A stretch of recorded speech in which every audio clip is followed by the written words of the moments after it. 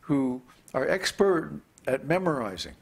They can memorize all kinds of shlokas. They can memorize different tricky ways of dealing with people. They're very expert at this memorization. But memorization is not knowledge, not in the Vedic sense. Knowledge in the Vedic sense means direct consciousness of the things spoken of in the Shastra. Not that we simply have some words that we can throw around and impress gullible people. What kind of realization is that? That's just a mental platform. So we want everyone to understand the real science of Bhakti Yoga. That's why we don't hold anything back. We even give Vedānta-sūtra. If anybody gets to that stage, they can go study Vedānta-sūtra on our website. It's all there. It's all free. You can download it. You can read it, study it. And you should. You should, because this contains very, very important information about our philosophy that if you don't know, you cannot be a guru. How can you be a guru unless you know what is the conclusion of the Vedas? That's what Vedānta-sūtra is. It's the conclusion. The final conclusion of the Vedas. After so many Vedic literatures, the story is given in Śrīmad-Bhāgavatam that Vyasadeva wrote the 4 Vedas. Then he wrote the Upanishads, which are excerpts from the Vedas. He wrote 18 Puranas, 6 for those in the mode of goodness, 6 in the mode of passion, 6 in the mode of ignorance. He wrote so many other Vedic histories, laws, itihasas, different instructions on yoga and stuff like that, tantras and so on and so forth. But he had not written about pure devotional service. So he was feeling a little dissatisfied. And so Narada, his spiritual master, came to him and he said, well, what's wrong? He could tell immediately Vyasadeva was not feeling very good. He said, what's wrong? Why are you dissatisfied? And Vyasadeva said, well, you know, I've compiled so many Vedic literatures in all this, but they're all basically kind of on the external level. And Narada said, yes, that's right.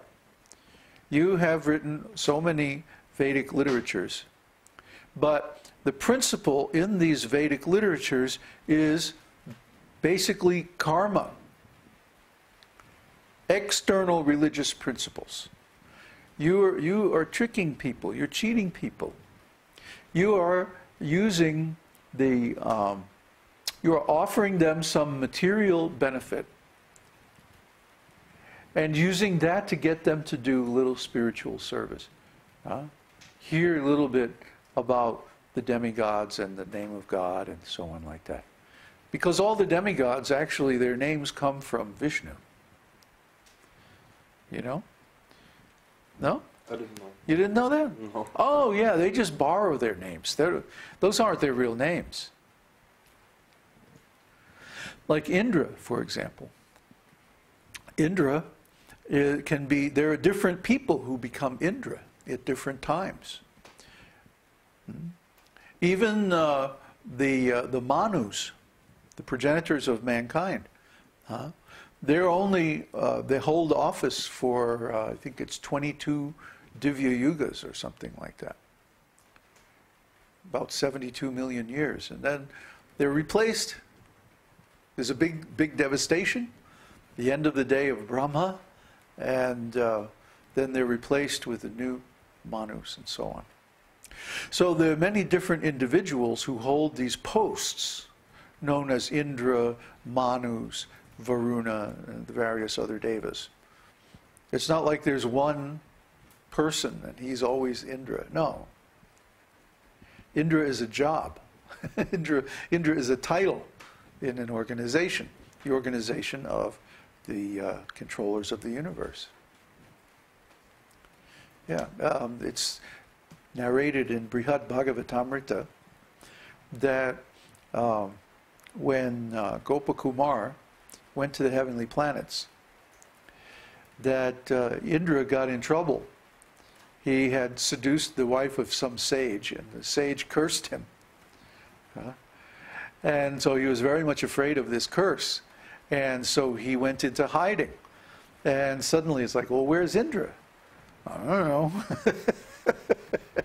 He ran off someplace. But wait a minute, you know, like, we got a universe to run here, you know, come on. We got to have an Indra. So they approached Vamanadev. Vamanadev is the brother, appears as the brother of Indra. And Vamanadev said, well, let's just ask Gopakumar to be Indra for a while. So Gopakumar became Indra. He didn't like it. It's too much opulence and stuff.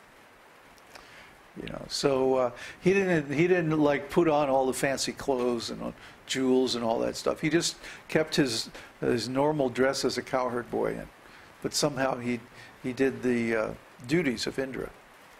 So you see, there's a lot of individuality, a lot of differences among the demigods, and their names originally come. Well, you can see them in Vishnu Sahasranam. There's Indra, there's Dharma, which is the name of the Lord of Death, Yamaraj. His other name is Dharma. There's Durga, Shiva. All of these are names of the Supreme. But different demigods borrow those names because they perform certain functions associated with those names. Except Shiva. Well, Shiva, there's different Shivas. There's also different Shivas. Within each universe, first of all, there's the Sadashiva.